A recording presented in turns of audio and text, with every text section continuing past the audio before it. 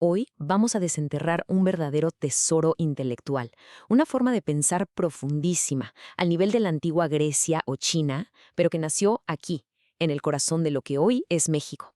Así que bueno, vamos a meternos de lleno. A ver, pensemos en esto un momento. Cuando vimos la palabra filosofía, casi siempre se nos viene a la mente Atenas o tal vez el lejano Oriente. Pero, ¿qué pasaría si les dijera que una tradición de sabiduría igual de sofisticada floreció aquí, en el altiplano central mexicano, hace más de 1000 años?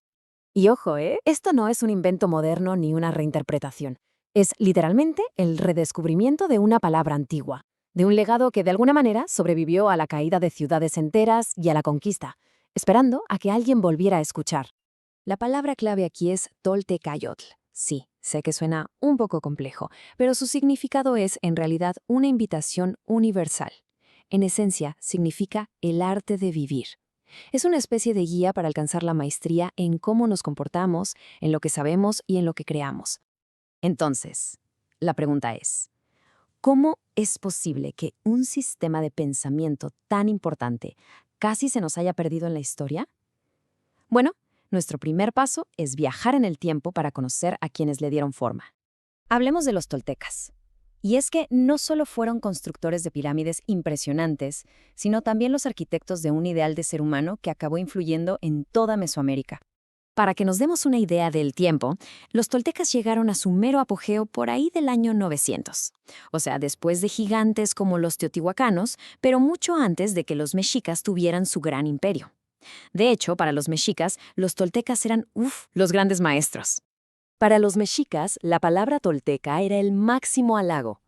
No se refería solo a la gente de Tula, sino que se convirtió en una forma de describir a alguien sabio, diestro, un verdadero artista.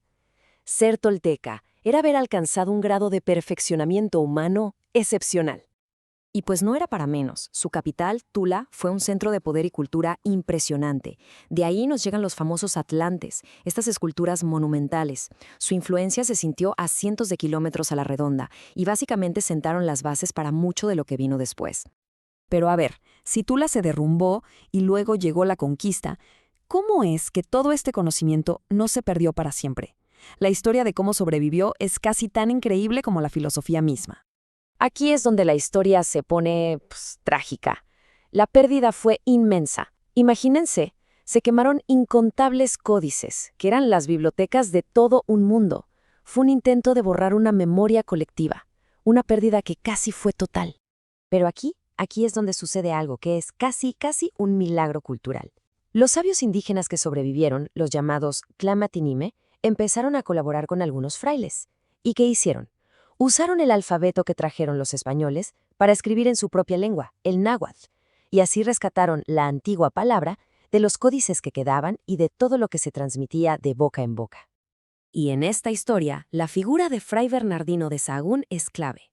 Él, junto con sus colaboradores indígenas, se pasó décadas enteras recopilando esta sabiduría en obras gigantescas, como el Códice Florentino.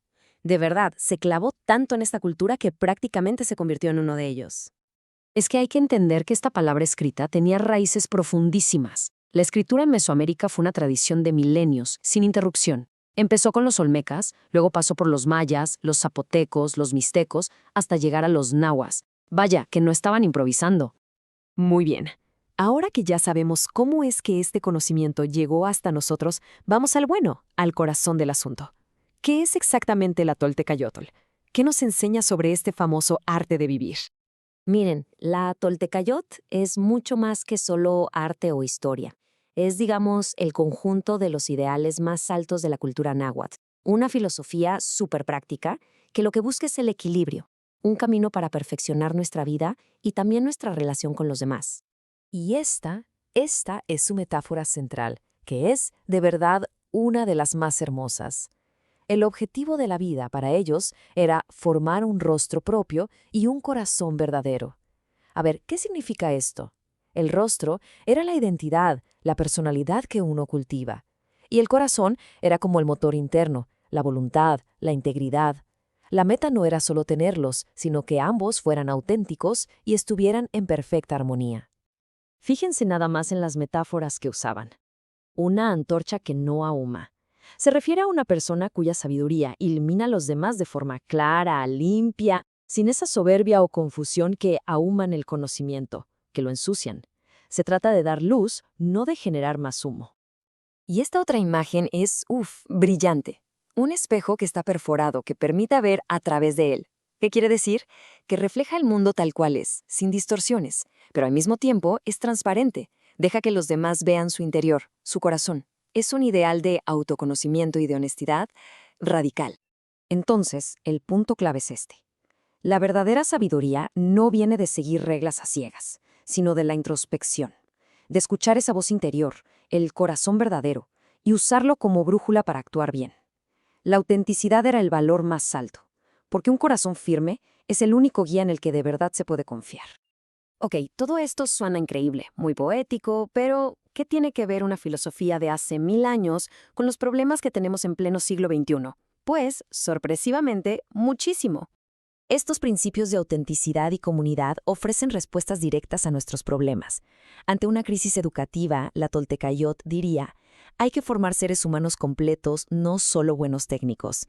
Ante la división social, nos recuerda que nuestro rostro y corazón solo se pueden desarrollar en comunidad.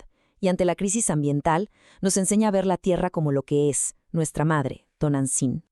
En resumen, los principios se pueden aplicar hoy mismo. Se trata de volver a humanizar la educación, de fortalecer el tejido social con responsabilidad compartida y sobre todo de buscar un desarrollo que esté en armonía con nuestro entorno.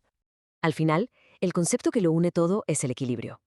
La Toltecayot es, en última instancia, una búsqueda constante de armonía. Equilibrio entre nuestra mente y nuestro espíritu, entre cada persona y su comunidad, y claro, entre la humanidad y la naturaleza. Un anhelo universal que hoy se siente más urgente que nunca. Y para cerrar, creo que todo esto nos deja con una pregunta bien importante, una reflexión personal. Con todas las presiones, las distracciones del día a día, ¿de verdad nos estamos dando el tiempo para forjar nuestro propio rostro y fortalecer nuestro corazón? La sabiduría de la Toltecayotl nos diría que esa es la tarea más importante de todas.